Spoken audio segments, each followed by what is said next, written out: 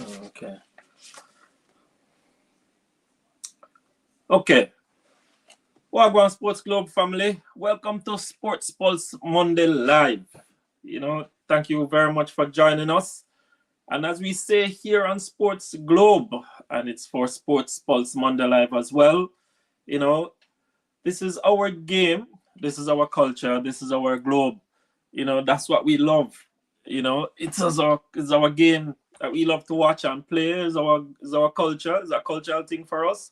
And of course, we watch everything around the globe. So it's not just Canada or Jamaica thing. Is right around the globe. So we want to look at a number of different things today. I might be in solo. I don't know if Rudy might be joining us, or I'll be getting some guests that planning to have on. But hey, listen, the show goes on, and we have to continue. So let's go with whatever we have and whatever we want to talk about. But for sure, we're going to be having a show this evening, and certainly welcome all the viewers out there. And if you are, viewing and not joining, if you want to join and leave me some comments, join the conversation. Let me hear what you have to say. I want to give a big shout out to a whole lot of the persons who have been leaving their comments in terms of our channel. And if I can, I would have tried to take a few comments, but just want to give a shout out to a lot of our viewers out there in YouTube land, of course, in regards to all that is happening in the world of sports. Quite a bit happened. The World Relays happened over on the weekend, and Jamaica had some tremendous performances.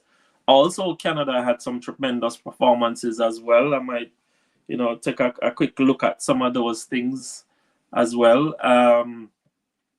What else had happened on the weekend? I think the track and field was the big thing, but here in Canada, we had a couple of events that had happened as well. There was the NBA where, the Raptors went up against the Cleveland Cavaliers in a 7-game, 7 bruising game of competition in regards to the whole thing, But hey, listen, man, I don't understand the Raptors at all. As a matter of fact, I have something that I think I've done in regards to Canadian teams up against the American teams always.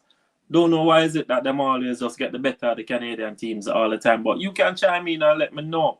Tell me what you think about Canada in terms of a sporting nation.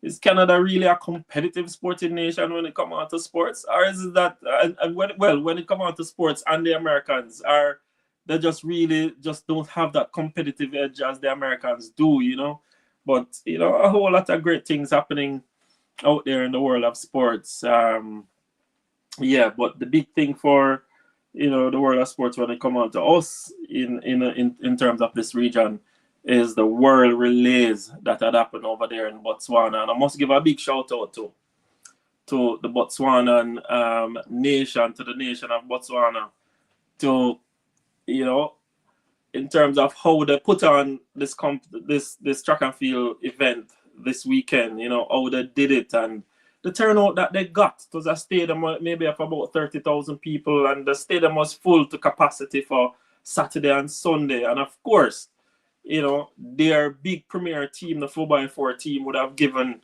an ultimate curtain closure. That is something that I really love, though. I love what them do in terms of closing the event on the day by winning that 4x4 relay, almost getting the world record too. I don't know if a lot of people would have seen that, so they almost eclipsed the world record when it come on to that, but it was a good show. Jamaica turned up. One of my big questions is, though, and I don't know if anybody can share, in regards to that, is what had happened to the other Caribbean nations in terms of the World Relay? What's wrong with them? Why were they absent from the meet? Was that a thing with affordability, or was it something else? What was the problem? Because when it was in Bahamas the last couple of years, a whole lot of people turned out for it. And it was a big thing, everybody was there. Trinidad was there, but this time around, no Trinidad, no Bahamas, no Barbados, no St. Lucia. And these countries have very good teams as well. You know, very good teams that they have. So I don't know what is wrong in regards to, you know, a lot of no shows at the thing at the World Relays, but it was in Botswana. It was very fun. It seems to me from everything that I've seen. You know, everybody had a fun time. The Jamaican team, the Botswanan team, the US team, you know, the German team, everybody, they had a fantastic time there. But it was a really good show that day. But guess what? Botswana gave their people, their country, a holiday, you know, because of this event and because of what the performance of the 4x4 team out there. And that is something to talk about, though. That 4x4 team um, that won that gold medal. And of course, the Botswanans not only just put on a show, but guess what? Their medal, the gold medal, the medals consist of a diamond. They had a real diamond implanted in the medal, so everybody get a little piece of Botswana to go home with. You know, it wasn't just gold or silver or bronze, but they get a little piece of diamond to go home with. And that was something I hear Elaine Thompson talking about. That, as we'll talk about her a little bit more in terms of her performance. And everybody's saying that Elaine is back. Is she back? Is she really back? Or, you know, we're just seeing some early running from her. I mean, one of my disappointments is that Elaine Thompson should have gotten the world record by now. If, you know, do the right things, operate the right way, you know, I've listened to the right set of people. She would have been getting the world record by now, because 10:54 that she ran 3 years ago, she would have been getting that 10:40 by now for sure, you know. So come on, I'm still reeling from the whole of Elaine Thompson drama even now. So I am not quick to jump on and say, boy, Elaine Thompson is back or she's not back, right? But she's performing pretty well right now. Of course, you know, the other athletes perform pretty well as well. So Jamaica, for the first time, you know, I don't know how many persons would have realized this. For the first time, Team Jamaica would have gotten the #1 position over the USA team, which is something remarkable. But a lot of people is talking about the world records, the two world records that we ran in the 4x1 mixed relays. Yeah, that was great. But one of the good things at a major track and field meet, a Jamaican team would have finished atop the table over the USA team. And it doesn't matter what team would have been, you know, before. But guess what? Jamaica did it, and they did it this time. This was a weekend that was a whole lot about Jamaica. I guess Jamaica came out for this particular meet, you know. So and they did come out and show up 2 world records in one meet. I don't know if that had happened anywhere else in the world ever, but it happened at World Relays this time around, you know. So anyway, we have one of our guests with us, and of course he's a prominent person in the football world, and of course he's a Jamaican, and understand that we have, you know, former FIFA referee Peter Prendergast with us, and we wanted to, you know, Peter Prendergast to our little conversation, our live here this evening. Peter, are you there? Are you hearing me?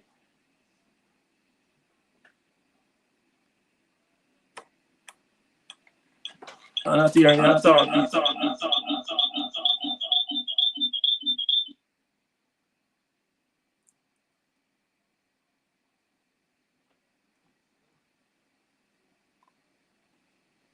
Mr. Prendergast,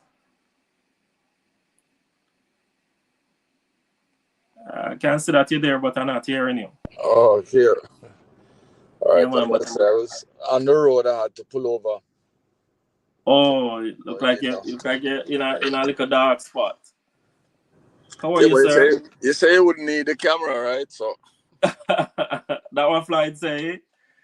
Yeah, but anyway, we can say a little bit of you. all Yeah, right. man. But it's a quick one though.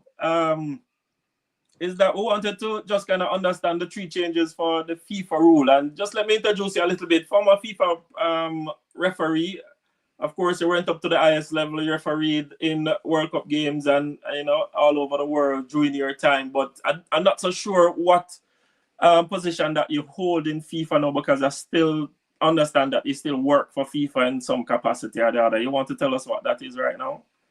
Yeah, I've been a FIFA referee instructor since 2008 after retiring in 2006. So, Okay. yeah, I'm You're sure. part of the instruction panel right now. Yeah, that's correct. Okay, fantastic. So congratulations on that as well.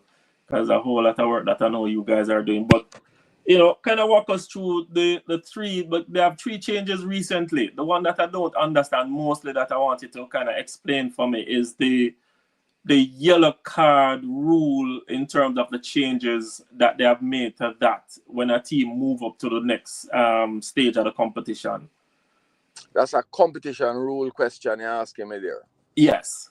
All right. So that is not a referee matter. That has to do with Okay. competition. It has to do with competition. Yeah, But you understand competition it any rule. at all? I have not read it. You have not I read have it. not read it. No, so I don't know whether the rules have changed where I can't comment on it because I have not read it. You have not But read that's it a at all. competition rule. That is not refereeing per se. Okay. All right, good enough. There are two other rules that has been changed. Are those FIFA are those referee rules as well in terms of walking off the field, the walking off the field rule that they have put in place now? Right, but okay, there are a couple of amendments that will come into effect shortly, right? With a substitution, you have 10 seconds to effect the substitution. Okay. You have to leave the field within 10 seconds. Okay. All right, feeling that the game will continue without the person who is to go on being able to enter. Okay. And if you have 3 substitutions to be done, it means that those 3 substitutions will have to be done within the time frame from the start of the substitution. Okay. So if you have one substitution, second substitution, third substitution, once that number goes up for the third substitution, the 10 seconds apply. Okay. All right. Okay. So, I think 10 seconds is good enough for each team to make this kind of a substitution all the time, because how long yeah. it take for you to walk off the field? You can leave the field from any point. Yes. But you can only enter the halfway line. Okay. So what is the issue? The issue is those who try to kill time by walking the full length of the field. Exactly Right? what I was talking about. So there's a penalty for that now. Yes. Also for throw-ins, if the throw-ins, you have 5 seconds to take the throw-in, and if you don't take the throw-in within 5 seconds, it go to the other team. So let's see what is going to happen with these. So changes. with these changes, I think it should improve the efficiency of the games, and that's what primarily these changes are supposed to be looking to do. Yeah, we're looking to get more time, more playing time. Okay, on the game. Yeah, similar to the, if I may say, similar to the 8 seconds rule by the goalkeeper. Yes. For the goalkeeper, you need to put it in play, or you will end up with a corner kick. Right. So for goal kicks, it's on the, that is coming up on that also. So these are rules that are in play right now. No, they become effective the 1st of July. July 1st.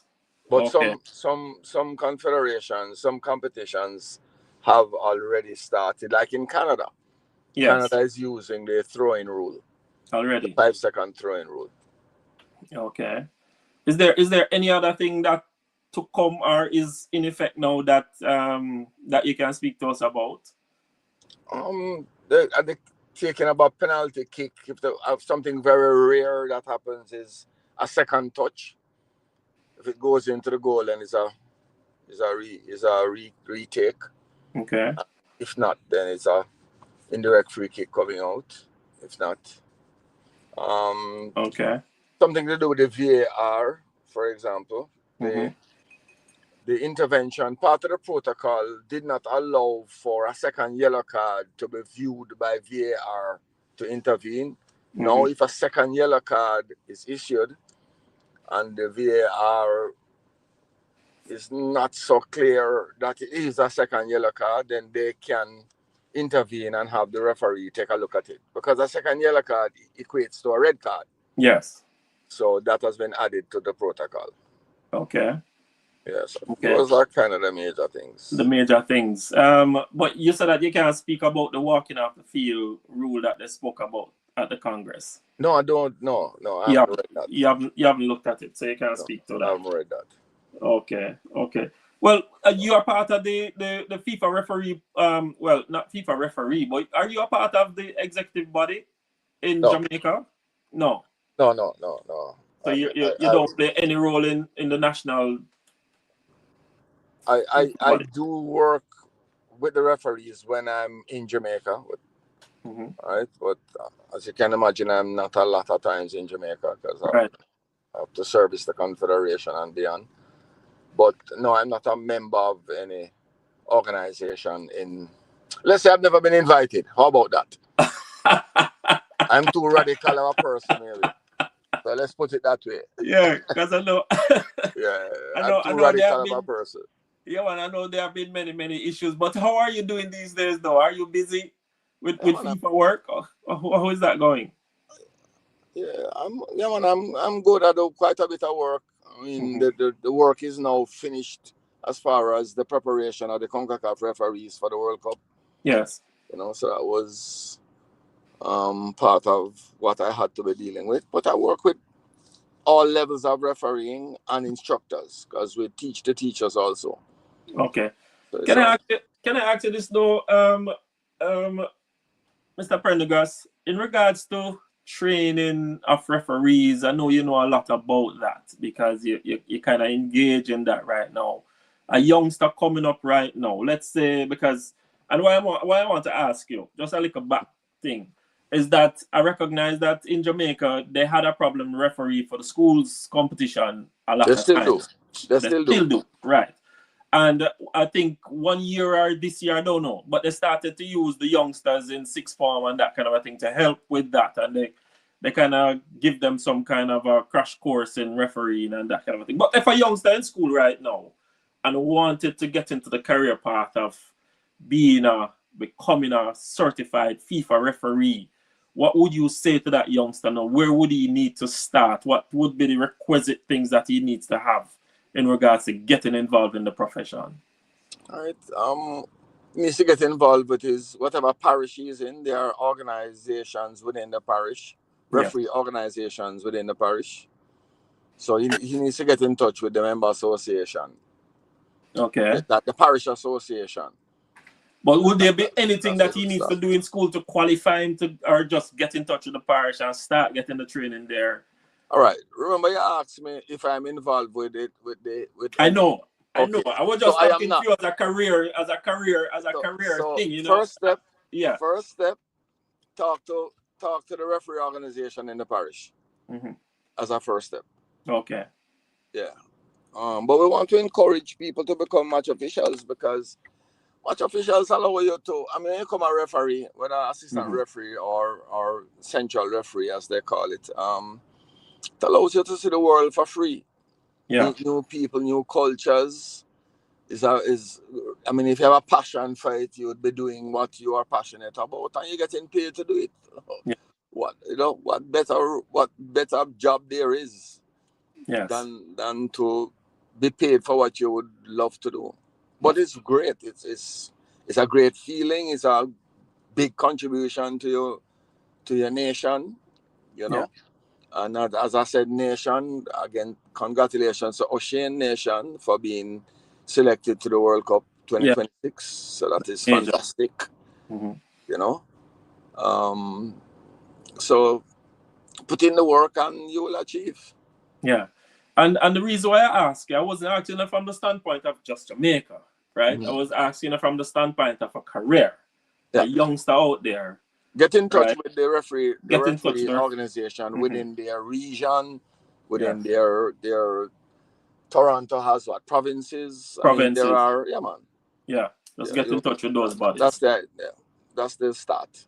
And it is a good career to get involved in. Not just for the exposure and the travel, but you can make a living and you can make a career from this kind of a thing and take care of your family. Absolutely. And a lifestyle, it has to do with a lifestyle change, okay? You're talking about training and discipline and diet and, Right. I don't want to tell you that it can mind your family. I don't want to tell you that. It's not like players. So let us get that clear. It's not like that. But it is worth your while, right? If you become a professional referee. I mean, referees in the United States, for example, are professional referees. There's a pro group, and they're earning in excess of about $100,000 a year. A year. Yeah, probably 130, 140, depending on the level that they're at. One FIFA tournament, you can earn $20,000, $30,000, $40,000 maybe from one tournament. Yes.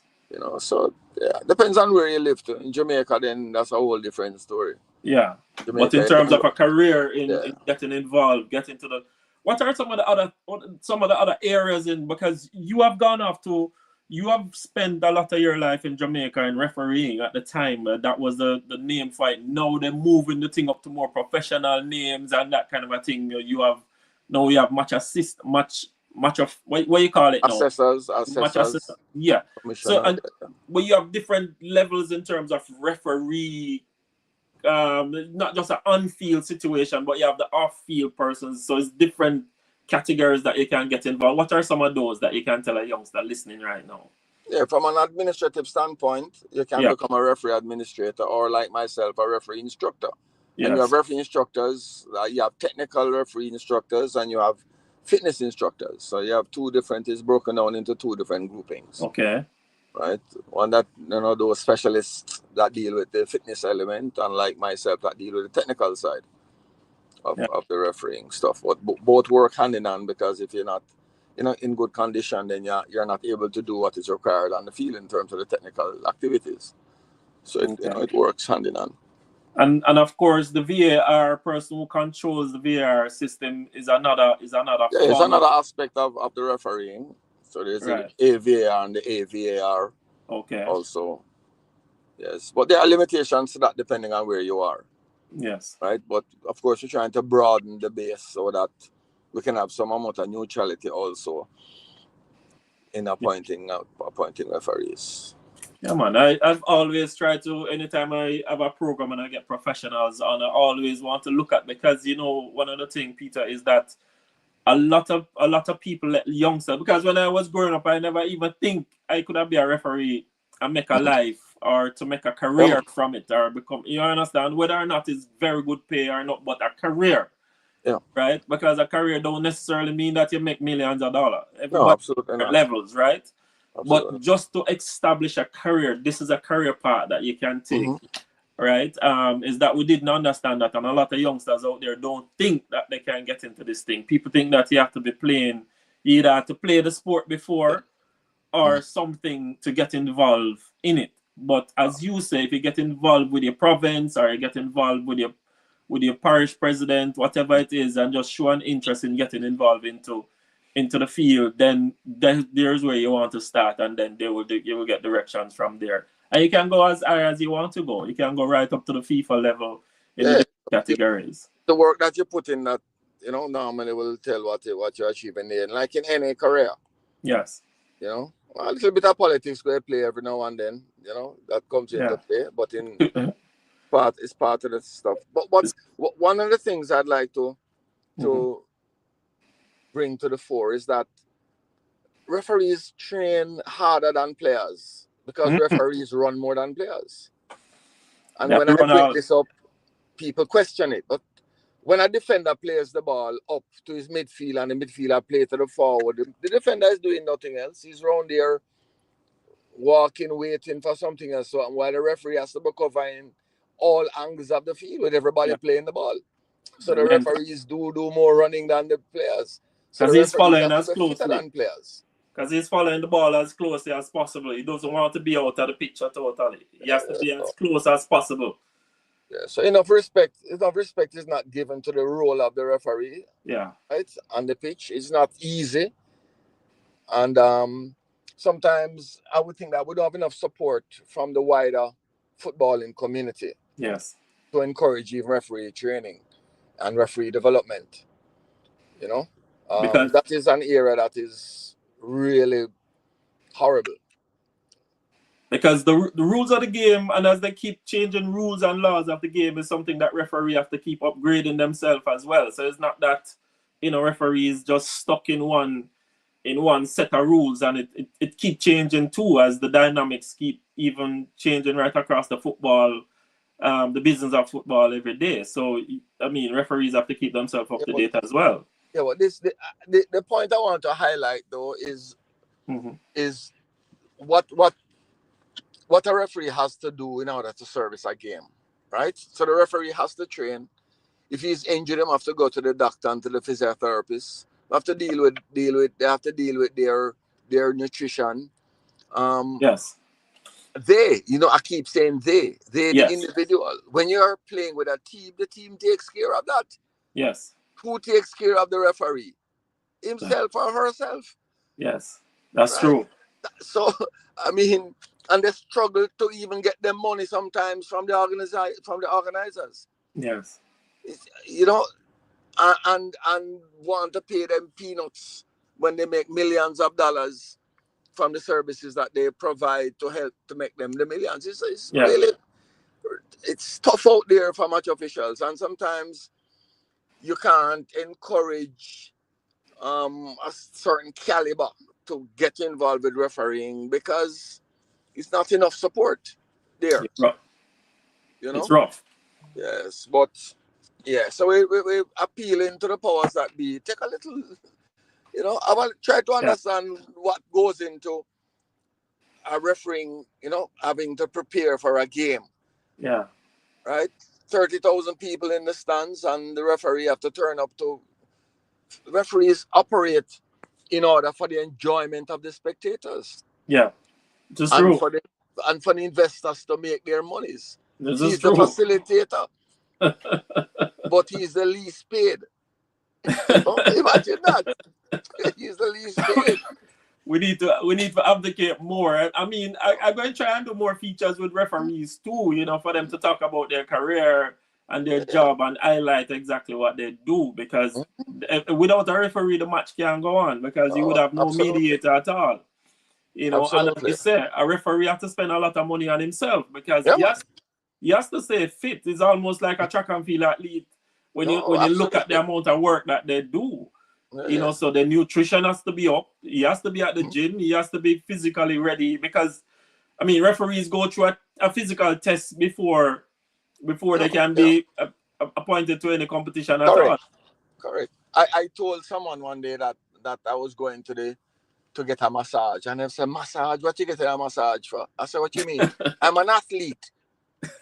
You have to rub out the nuts them too, right? Professional athletes get a massage maybe once a day." Yes. 4 times a week. You know what I mean? Yeah, man. But it's serious. Was surprised. It's a serious matter. The referee running for 90 minutes straight or more. You saw one pull up in the last Jamaica game. Yes, I saw that. Right? Yes.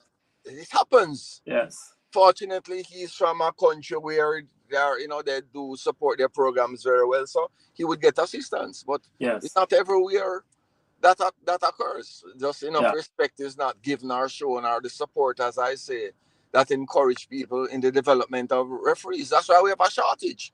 Yeah.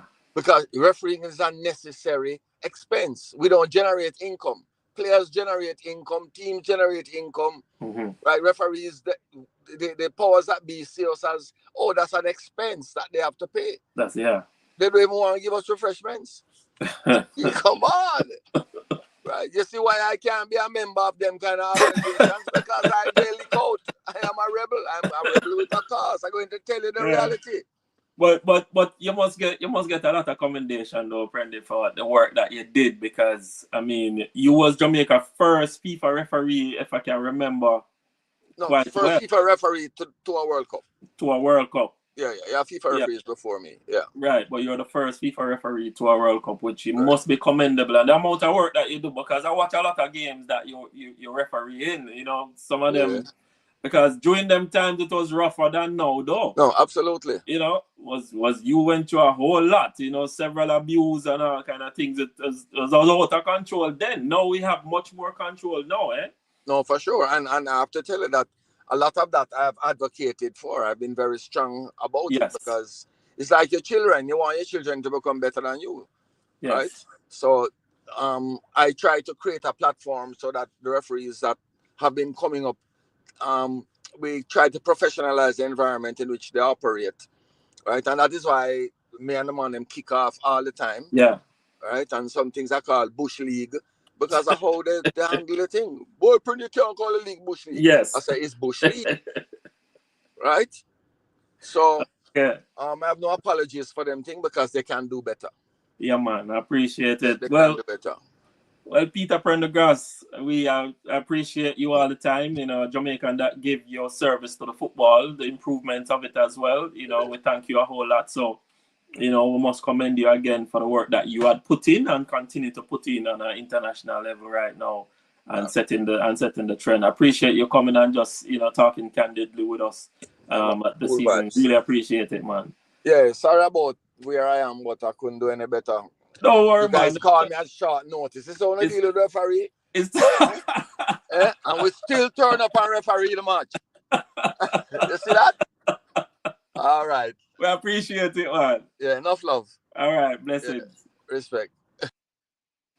All right, so that was you know, former FIFA referee, and he's still into the business, and you know, still being an instructor in terms of playing a role in international football. And we must commend him on doing that. Thank you very much, Peter, for jumping on with us. But we have track and field people in the house this evening, and this is the first time I'm going to talk to this gentleman, boy, but he is definitely Michael Vassell. It is. Michael, welcome to the SportGlobe Sports Pulse Monday. How are you, boss? I'm good, man. Thanks for having me. Yeah, man, it's the first time I'm talking to you. I know you remember the name SportGlobe from me. Used to do the paper back in Jamaica back then. Right. I remember that, but yeah, so we'll kind of bring it down to this now, because this is where the whole thing going, you know. So this is our medium right now. So thank you very much for coming, Michael. A couple of things that we wanted for you to bring us up to date, and there was a meet Sanjay Air had, you know, over there in where it was again? In Maryland. Yes. I just wanted to give us some update on it. I never get to watch any of the meet at all, because I was focused on the world relays and try to stay in tune with what's going on with that. But I hear there's quite a bit of things that went on over there in Maryland at the this is the East Coast show. Yes, East Coast Showcase. East Coast Showcase, you know, that was Morgan State University. Yeah, and Shania Doug, that's the one that Shania Douglas went to as well, eh? Yeah, she ran the heat at 100 and had the fastest time, but I think she opted out of the final just out of precaution, because it was getting pretty cool. So I think it was, you know, I said, okay, I mean that was a good decision anyway, because it got colder than we expected. Yeah, I was kind of surprised that she was there though, because I just thinking that she might be a little bit, you know, have a whole lot of work and she was loaded up, and then I thought she would have been taking a little bit of rest now. But you are a coach, you can tell me even better if you think that she was too work, and what you say is because it was cold. But do you think that she's a little bit worked right now? You know, Shania is a rare talent, and I think one of the things with her is that she works hard, and I think she manages herself well. I think outside of what her coach does, she herself seems to be pretty in touch with what she wants to do when she wants to do it. So I don't think she would really do anything that would jeopardize herself. I don't think her coach would either. So I think both of them have a good relationship, and she's managing that aspect of her life very well. Okay, nice. You know, because one other thing, Michael, and you can tell me, if it is that the athletes these days, because I've seen where the athletes coming out of, the high school, out of champs nowadays, they're a little bit more better managed than before. Would you say that? Well, I would have to say that yes, they are better managed, and I think it has to do really. Coaches are doing a better job of managing the athletes, and again, with all the knowledge that we have here, it is also the athletes now understand that. I mean, you have to learn to manage your energies, manage your competition, manage what you do, and all of that. So it is getting better. We have better facilities to help them, better rehab protocols here. So, you know, somebody gets hurt, I think they're able to get treated much better and more efficiently than what we used to. Well, yeah. So talk to us a little bit about some of the results that came out. Bring our people up to date in terms of. But that was Shania Douglas. She didn't get to compete in the final of the event. Right. But who are some of the other standouts that you can tell us about? Well, I think the JC had a good meet. The JC pair, I remember the young man's name, but they came 1-2 in 100 meters. Right. So and then I mean, to hold that form from champs through character and pens until now. So they did very well there. We had good performances over in the field events with Brandy and Malcolm winning the high school discus over there. Yes. The 400-meter hurdles was won by Jaden Campbell, who is a class 2 athlete who actually stepped up to the taller barriers. Yeah. And managed to run a pretty decent 52, I think 43, which was very good. I think, well, that would have been a PB for him because I think it's one of the first times he's running at the higher heights. Yeah. And he has clearly established himself as, How someone tall to is look he? for. How And tall is especially he? with a World Under 20 coming up this year. Yeah. Because for him to be stepping up from the junior hurdles to the Olympic height hurdles, Yes. that's a major step. That's a major step. And you said that he ran 52. Yes. So that's an impressive run. I think that was one of the most impressive stuff we'd seen. I mean, outside of seeing two 14-year-old girls run 51 in the 400, which I think is crazy. But I mean, American kids tend to run fast early and then they kind of disappear, which is disappointing. Which is something that I can never understand. I mean, I see Jamaica's problem. And I know what Jamaica's problem is and then Jamaican athletes don't necessarily disappear. I mean, and that was in the past too, right? When we would have a whole lot of stars coming out of, our secondary school. Right. We're doing a better job of retaining them now. Yeah. But I mean, when I look, I mean, it was not one or two young ladies, 51, 68, I think 51, 7. So I'm like, what? And these girls are 14. 51 already. Yeah, it was crazy to watch. Yeah, but I think it's a good meet. I think Sanjay is doing some good work. Yeah, the support from I think that meet could benefit from more support from especially the American high schools in the area because it was a good location. I mean, the day kind of fluctuated. It started out pretty cool, got warm in the middle of the day, then it got cool again. So, and we're not used to that, but I mean, there was a lot of athletes there, and there were a lot of good times running. So it was a pretty decent meet for us Jamaicans. Yeah.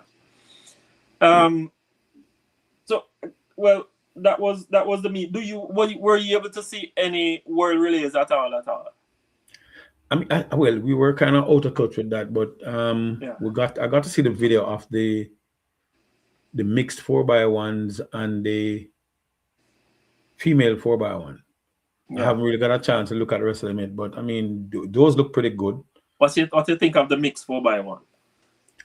I think it's. I mean, I guess World Athletics is trying to add a little variety and diversity to the sport. So it was really a good thing to do. I mean, I think it is past the stage of a novelty event, and I like the fact that Jamaica actually took it seriously and managed to break the world record twice. And it was a good. That was a good team. It was a good look, and I think that it's something that we need to look at and maybe even look at including it later on. But I mean, for the time being, it was a good look to watch it. And I mean, the team looked good. They ran well. Yeah. It was a good run, and like I was saying to somebody earlier, I think it is the first time Jamaica had ever broken a world record twice in any meet. Yes. That would have been true. And especially for a relay, yes. Right?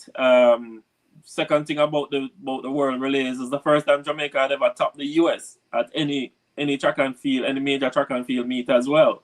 Yeah, well, you see, I have a problem with the US, when US tends not to support Africa as much as I think they should. Whenever the meets are in Africa, the US tends to kind of, you look down on it, and I think it's not a good look.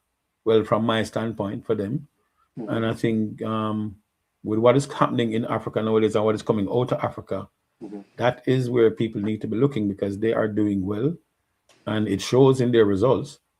I mean, Botswana is really now leading the way. South Africa came up good. It's a first to see South African ladies running that fast, because we have always seen the men doing well, but the ladies did well in their relays. So I mean, it's good to see that Africa is stepping up in more ways than one.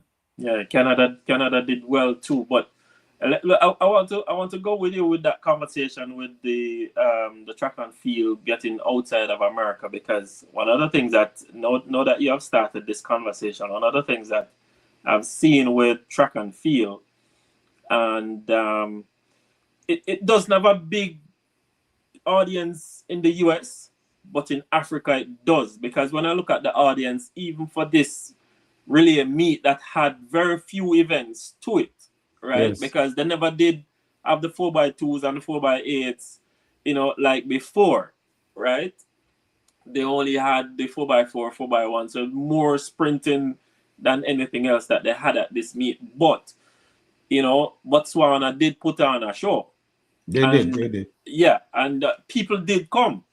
Right, the stadium was full to capacity for both days, with people still outside lining up. Right, I know the Botswanian team is something that the crowd was going to go for, so it was really, and they did put on a show for that 4x4 event. The guy who ran the final leg looked pretty good, but I don't know. There's something about him that we need to we need to find out, because he was so relaxed in the last 100 meters of the race in between the South African and between Nene from South Africa, who actually is a 400 meters medalist at World Championships last year. No, well, listen, that Botswana team is very young. They are very young too. And they are growing, and I think they're going to be a factor for maybe the next 4 to 6 years if they can maintain that form, and they have people coming up in the ranks. So they are going to be a power over the next couple of years, and I think we can't afford to take our eyes off them. Yeah, I think they're going to get that. I think they're going to get that world record pretty soon, because they were pretty close to it on Sunday. Yes, they can, and I mean it and again with what is happening in Africa, because when Pele could split 42 on that leg, so it tells you that Africa is. And he's the youngest of the bunch. Yes. It shows that Africa is waking up, and it shows that we are going to have some awesome performances. And, maybe this year being not a big year, I mean, who knows? We might see them at Commonwealth Games and they just explode. I mean, with the right competition and the fact that they might be even more relaxed than it is for a World Champs, we might just have some explosive performances out of Africa. And I think Commonwealth Games is going to be a place where people will see that, and people have been downplaying Africa and the rise of Africa. I guess they'll get to see that at Commonwealth. Come on, Africa certainly is rising, and is a place that, and they're very entertaining too.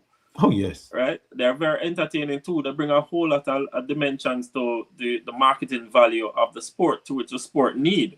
Yes, the sport definitely needs that. Yeah, because I think even in America, the Americans don't bring a marketing value to the sport at all, but the European does. Yes. Right? And the African does. Caribbean people definitely, bring a huge marketing value to the sport, which is needed. So maybe World Athletics need to look at having more meets in these areas, because when the meets are held in the African countries and in the European countries, they get huge audiences. I mean, the gate receipts is always sold out whenever it is in these countries. When they go to the US the US states, it not necessarily getting the big audience that you would think Right. from a US country. And I think, well, I mean, and the Caribbean also, I think what would be good if we were able to, I mean, get back to the point where we could host another World Under 20 games, because that was something that did well in 2002. And I would really love for us to get that opportunity again to show that we can, and also to have the people come out, because it was a good spectacle. It was a good look. It was a good meet, and we had some awesome performances. Now that you said that, Coach, what's wrong with those other international meets that been hosted in Jamaica and they can't seem to get the audience? And when you look at even this year, last year, a lot of those meets seem to either cancelled or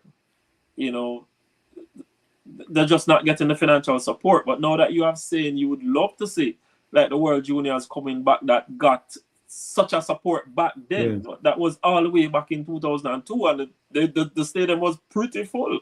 Oh yeah, the stadium was full. And those are juniors. Yes. Remember, our high schools drive our juniors, so the high school system is still great. The high school system still manages to produce the stars, and more people follow the high school than they do anything else, than they do the clubs, than they do the seniors. I mean, so they are still in tune with our junior program. Yeah, but I'm looking at champs and people complaining that champs look like the support kind of dwindling these days. You only have Saturday having it was kind of poor. It was kind of poor this year, and I don't know if it was cost prohibitive, because I mean, when you go to champs, and I think bleachers ticket was like $3,000. I'm like, whoa, that's kind of pricey. Because if you want, I mean, if you want young people to come in, it's going to be hard to tell a teenager to find $3,000 to come to champs, and they are the ones that I think we need in the place. They are the ones who really bring the energy. So I think something is to be looked at, that pricing structure, and let's see if we can get more people back in the stands so we can revive the sport. Yeah, because when I hear persons like Carol Beckford, who has been an avid track and field supporter, and she was saying on another program that she'd rather to stay home and watch it now. So you might find lots of people want to do that too, or opting to do that now. But the youngsters, how do we get them out more? How do we get them more sensitized to come out to, to these meets, and especially the senior meets too? How can we get them to be there? Well, I think there are some things which we look at, and it's crazy, but you have a meet. There are not a lot of venues that are spectator friendly. That's another thing. And if a meet is being live streamed, then it takes away the interest of you going to that meet, because someone say, meet at GC faster, but it's been streamed. So do I jump on a bus and go to Spanish Town to watch my friend compete, or I sit at home and watch a live stream? Yes. So I'm not bashing the live streams, but it kind of cuts down that interest that you have in going to a live event. Yeah, but Coach, I still kind of think that from an organizational standpoint, from a marketing standpoint, that there's a lot to be done, because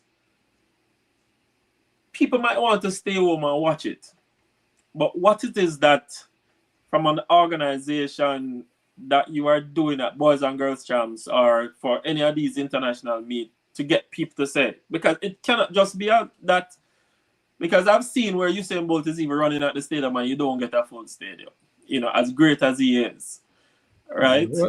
So there must be something, there must be some other interest, or from some marketing interest that you can use to bring people out to these events. I don't know if the administrators or the organizers are thinking along these lines and said the live stream is one thing that will get a certain group of people, but people always like to be at events, sporting events, physically. Yes, Because yes. even There's a difference with seeing it live and experiencing it.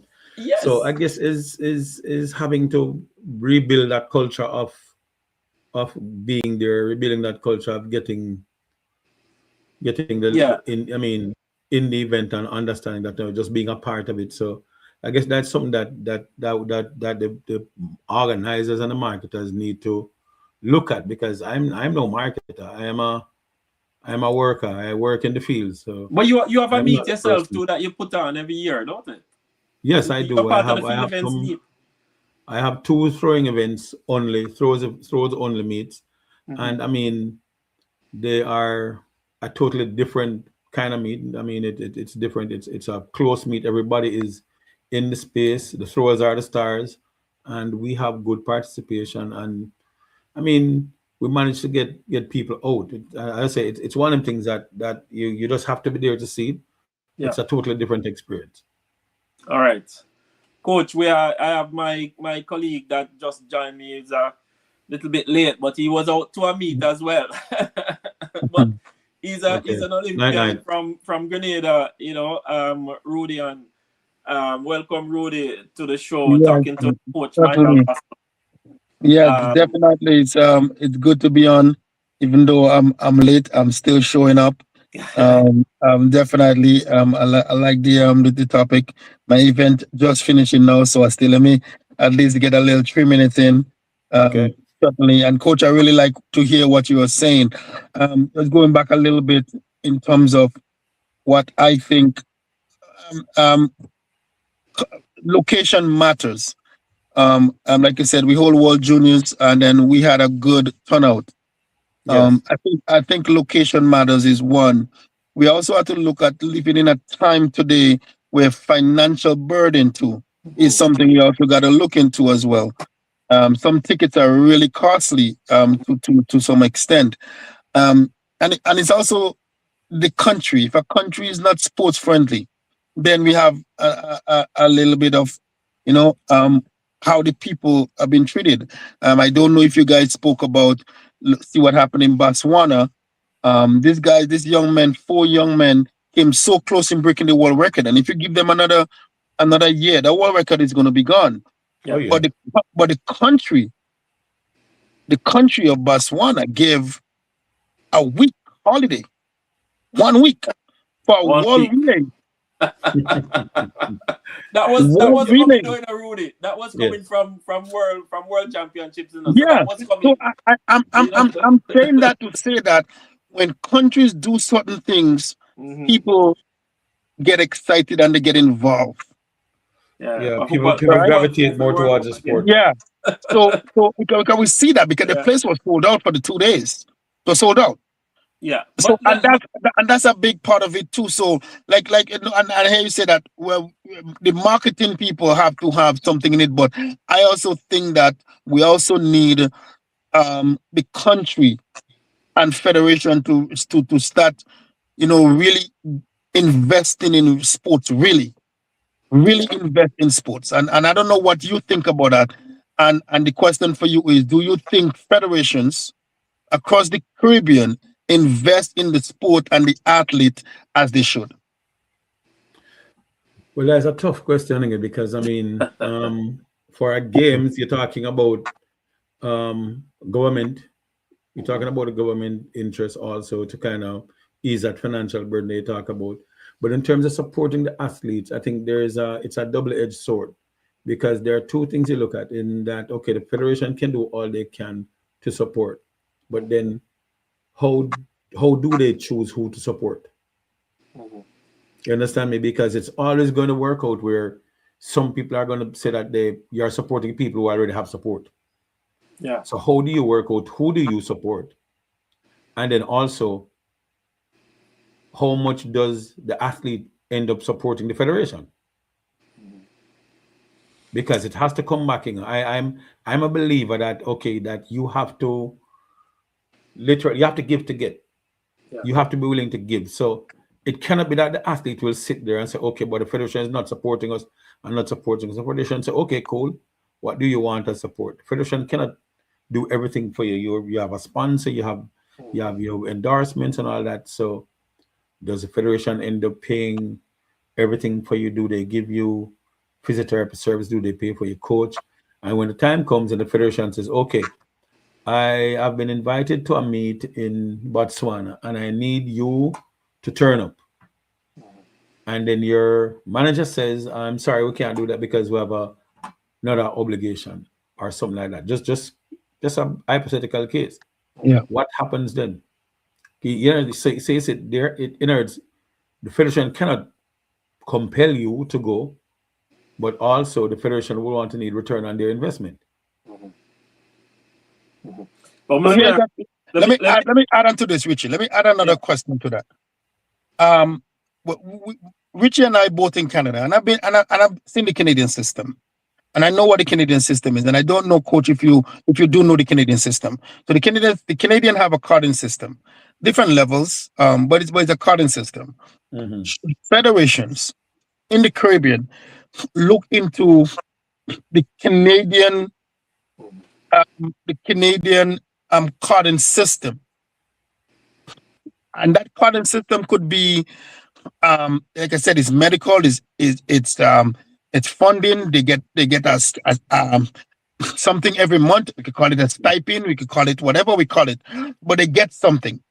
And we have athletes out there in the Caribbean who is representing the country and they don't get absolutely nothing, like nothing. Right, yeah. Some countries have one athlete and they don't get nothing.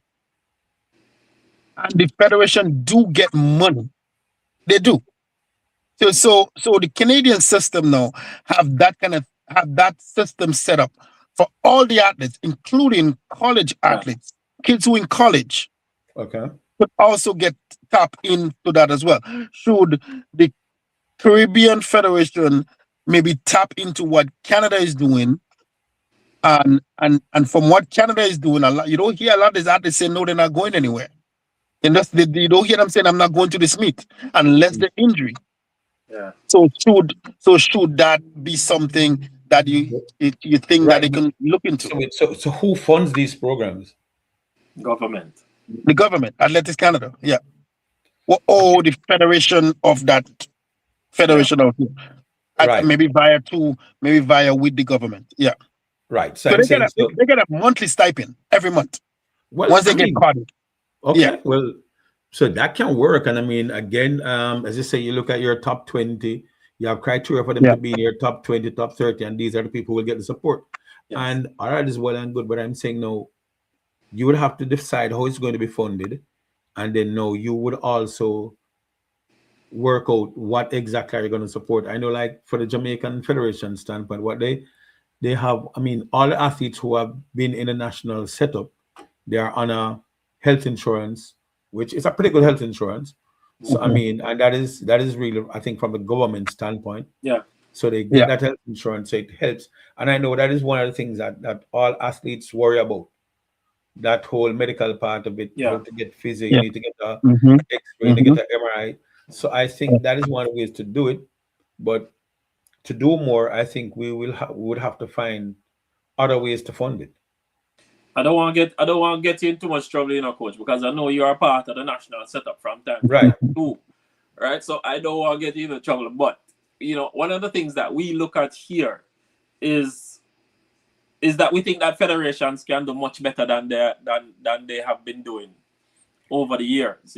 Different associations can do much better. Or is it the federation or the government? So between both of them, they can do much better in terms of supporting. Well, I'm not privy to the financial aspects of it, and so I don't know. But so I really talk as somebody on the outside who was looking in, and I say, I mean, I've seen what happened, and because I've been around for a while, I know it is way better than where we're coming from. And I mean, I think other federations have other ways of doing it, but we just, I think we have to build slowly. It is at least at the point where people can say, okay, fine, we're getting health insurance now, so that is something that we can take off the plate. It might not take everything, but it's something. Now, do we need to get to a system where, I mean, like, okay, when India has a system where the government employs a lot of the sports people.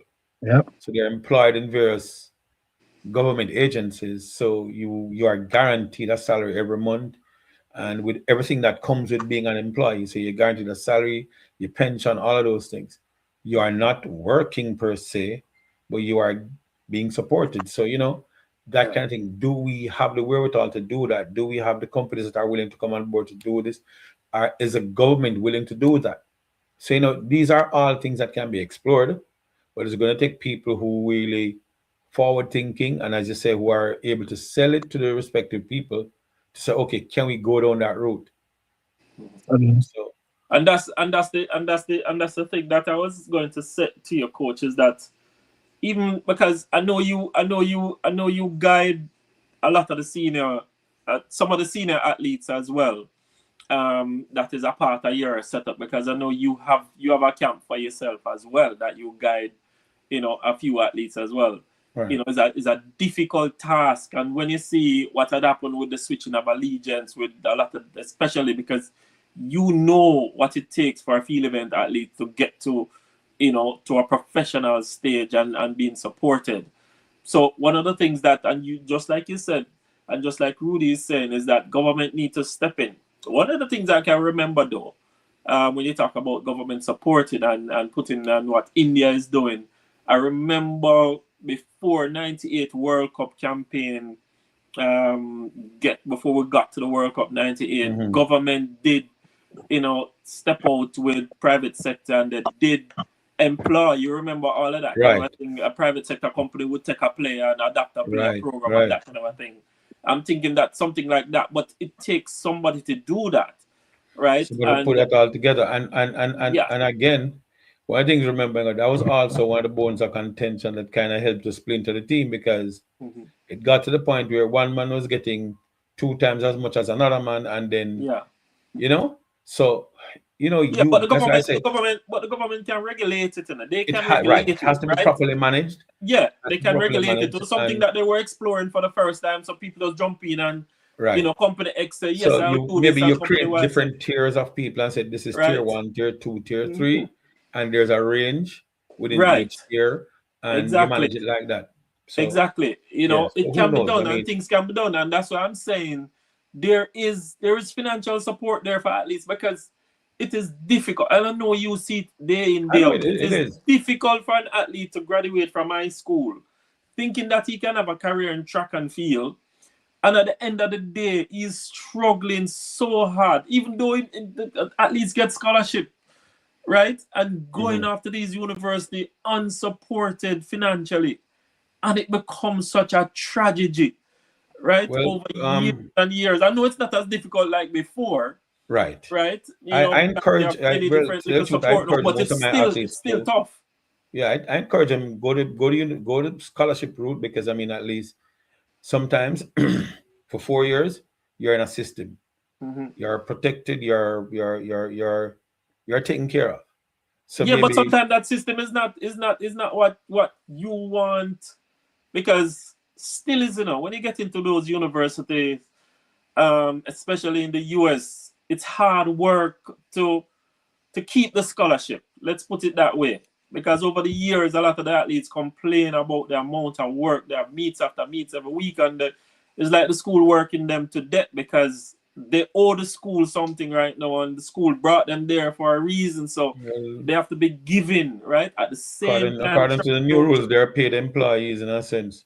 Exactly, so it was difficult. So that's why and I like the NIL thing that is coming. We don't know fully about it yet. With that, I see Adidas, take up a few of the Jamaican athletes, and the supporting them with that NIL thing. I like that kind of a thing, because then, a youngster can be able to pay school fee, and then he's a little bit more free in terms of being more selective of the meet. And say, hey, coach, I don't want to go to this meet. I feel tired.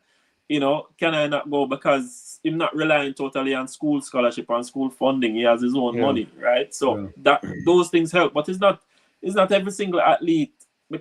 And one of the things that I find though, coach, is that you have a lot of athletes that are late bloomers, especially when you look at the great ones right now.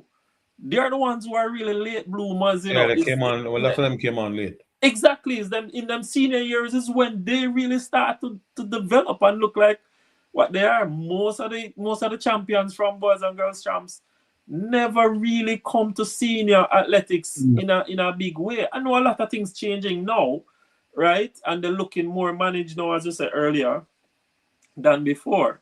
But it is looking better. But I am thinking that, you know, the associations can get together with government and looking at the student athletes career path, other than just looking at them as student athletes, but looking at career path for these athletes, right? So, and one of the things that I've been telling Rudy all the time and asking this question, is track and field really a professional sports? Because track athletes don't get a pay. They don't get a salary. They always get bonus money and sponsorship. They don't get paid. Every sport get a salary. They get a stipend. Yeah. Or a gift. They get it. You see, and I think that is it again. And I think because the shoe companies are the ones in most cases who regulate those things. So they have the different athletes and they support them, and then know in most cases the athlete will have to ensure that they have other support around them if they are not at a high enough level to get that. So it's really a dog eat dog kind of thing out there, and it's unfortunate that we lose so much along the way. Which, as I say, I try and encourage most of them. I said, listen, if you are not confident of really making it to the next level, listen, go to school, get a degree. At least you have something to fall back on, because not everybody's both. Not everybody can get there. Yeah, but you know what, coach? Like, what then? Tell me then what I would tell my son, who is a big champ star. What I would tell him. I would be wanting to tell him that, hey, listen, man, don't bother with that thing, you know, because that thing not going to go nowhere, right? It's better you go to university, pay attention to school. Yeah, don't bother with that. Balance. Then it will cause us to lose a lot of talent. You can balance it, man. You can still balance it. It's a tough balance without money. It's a tough balance, but it can be balanced. It's a tough balance, coach. I know. Coaches like you should have a heap of money. Like, coach, when you look for yourself and you look at the amount of things that you do, you're supposed to have money. Right. You should have money, but you don't. No. Right? You don't. There's a discussion. You know? There's a discussion for another week. I know. When I was Rudy and I was going through some things, and Rudy, we're going to do that show same way with the money thing, right? When I was looking at World Relays, it's $35 for a regular ticket to come in. $200 might be for the finish line and stuff like that. Look at that, what's about World Relays might have make a $5 million thereabout. And we'll look at what them expenses could have been. World Relays end up with some money. But the only thing them paying the athletes, and this is 4 athletes to a team cannot comprise of 6 at least, right? $40,000 to get the gold medal. All right. Now, when you share up the 40,000, I mean, the association can't even take nothing out of it any at all, right? Yeah. When they share up the $40,000 for the 6 athletes that get the gold medal, it pretty much come down to nothing. When we look at the airfare to go to Botswana, it's like $2,000-$3,000 each athlete, you know. When we look at the reservation money, it's like $200 a night for the lease of the accommodation. Well, I guess the fact that the athletes are not paying those expenses themselves will help them, and the federation has to deal with those costs. And then, the organizers should get something out of it, because most of the prize money will be provided by World Athletics.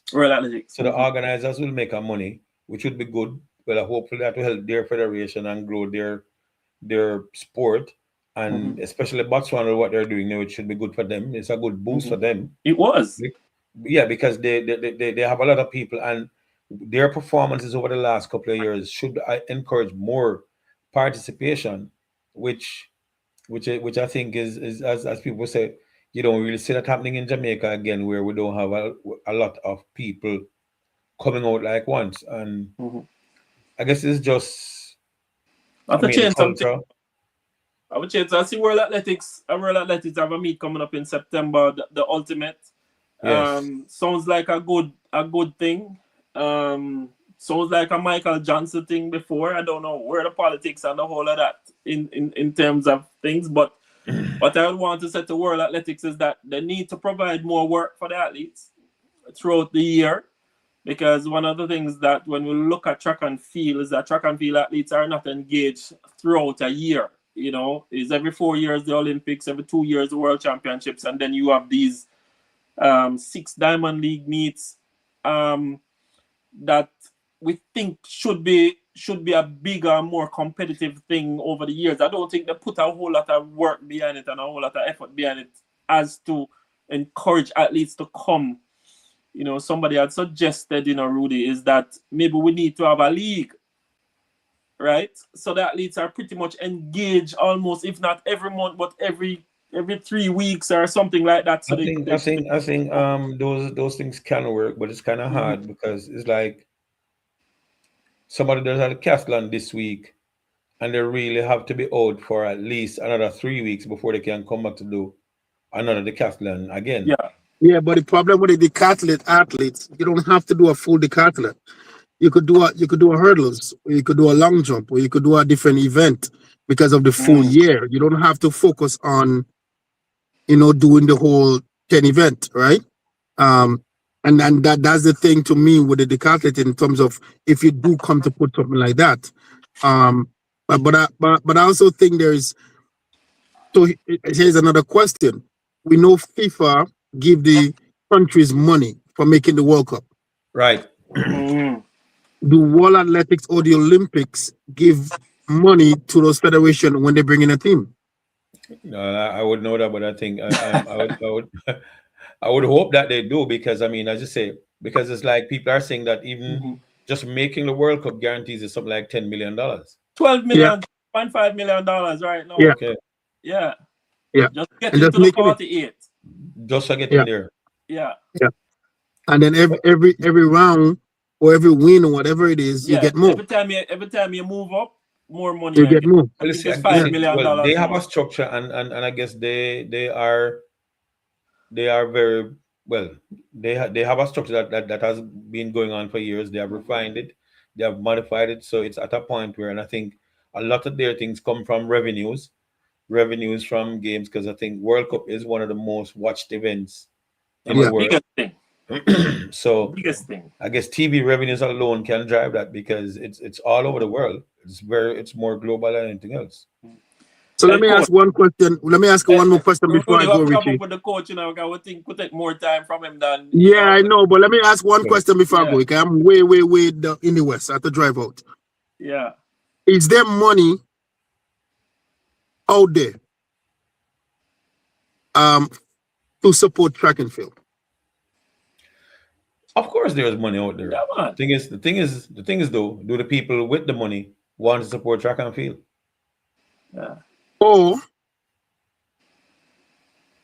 do we have the right people approaching those people? True. That's good. I mean, so and that's a conundrum which a lot of people would love to solve, because they say money is out there, but to get the people to understand. But most people with money, they want return on investment. What is going to be their return on investment? Yeah.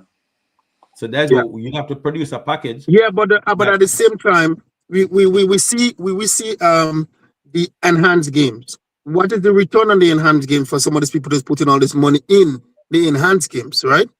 And I'm gonna use this for an example, because you could get there and you can die because of the drugs and everything that you're taking. And I don't know. I'm just speaking out, right?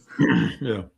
So what is the investment for them? What is the return for those people who's putting those money in? And individuals is who are putting this money in. It's not company. Not to say it's one of those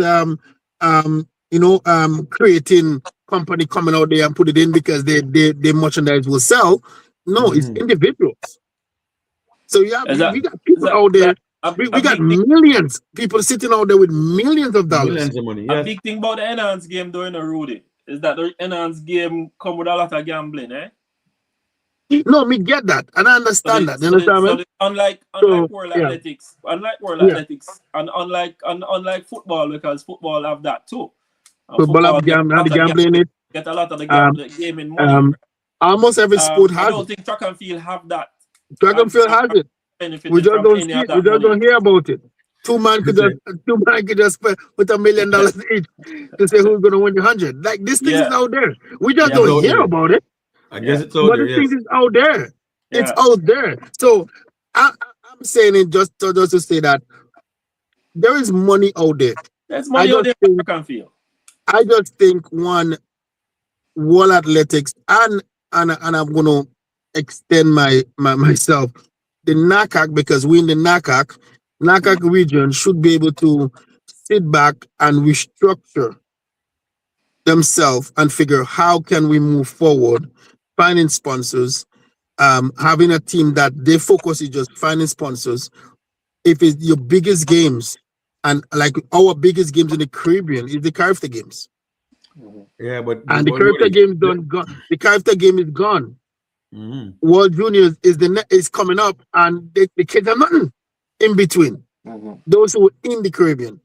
So should we look at another games in the Caribbean or more games in the Caribbean to help boost these young athletes and them who need events? Because it seems like after high school, Caribbean Games are done for a lot of them. All right. Well, like I know Jamaica usually has a lot of meets, like all comers meets on the weekends, but then it brings another question that all comers meets are there. It is so expensive to travel within the Caribbean alone that, I mean, it's not like you say a team from Trinidad can say, okay, fine, we're gonna come up 2 weekends. Yeah. You understand me? So I mean, things like those are just cost prohibitive. I mean, you have guys in Grenada who would want to come and get some good competition in, but get them good competition. And you don't need to go outside of the Caribbean. All right, good. So as we leave it, so one of the issues, just before I go, Richie, one of the things is that, and I'm hoping that this live could bring out to government, to the government, the prime ministers specifically. It is time for CARICOM to come together and start putting better travel in place for within Caribbean. There is no businesses within the Caribbean islands, so there is no traveling. I have to take maybe 3 planes just to get to Jamaica, just from Grenada. It makes no sense. So it is time for them to do, and the minute they start thinking in that manner, then we're going to start seeing things better. So it is not only we saying the federations, but it's also government. Yeah, government must play a big role. Government must have to play a role because the same how they talk about government is not a part of the federation. The federation is separate from government. But the Olympic is separate from government, and Patnam is separate from government, right?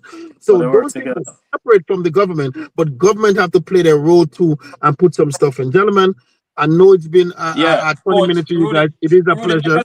Like I said this before you guys go. Yeah. And I'm going to leave you with this question, so maybe when I come back another time, we can answer it, right? Did the sport of track and field stay too long as an amateur sport for too long? Hence the reason why we are in the spot that we are in today. That is a heavy question.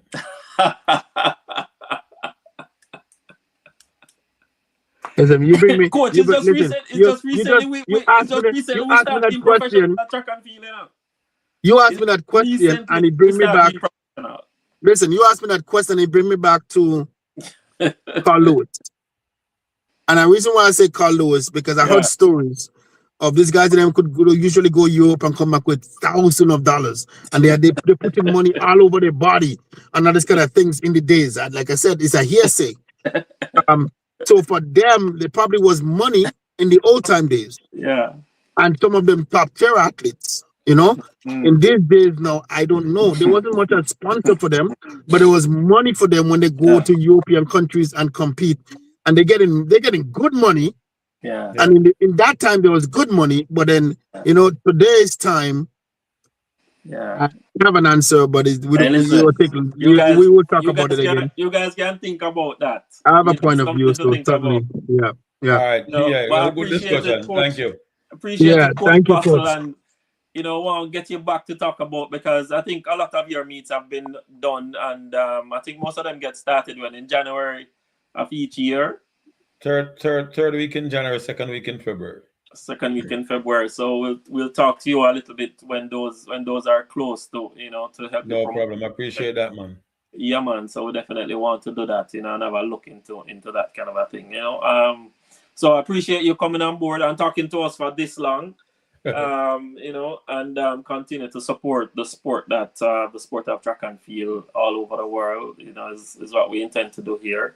And I must commend you on the work that you have been doing. I can't remember all of the throwers and that you have put forward, but I know you have quite a bit of throwers. And you're working in trying to Excelsior, grow the sport and grow the event. That's all we do. Yeah, man. Appreciate it, coach. Thanks a lot, man. All right, thank you. Blessings. Bye. Come on. All right, people. So that was Sports Pulse Monday. You know, want to appreciate you guys for stopping in with us. And remember to like, share, and subscribe to the SportGlobe YouTube page, you know, and share your thoughts on the discussion that we had, the World Championship, the World Relays that just finished recently. And of course, we talked to Peter Prendergast in regards to world football and referee, the business of refereeing around the world as well. So, you know, appreciate you stopping in and joining us. Leave us your comments, like our page. And remember, it is our game, our culture, our globe. SportGlobe. One love.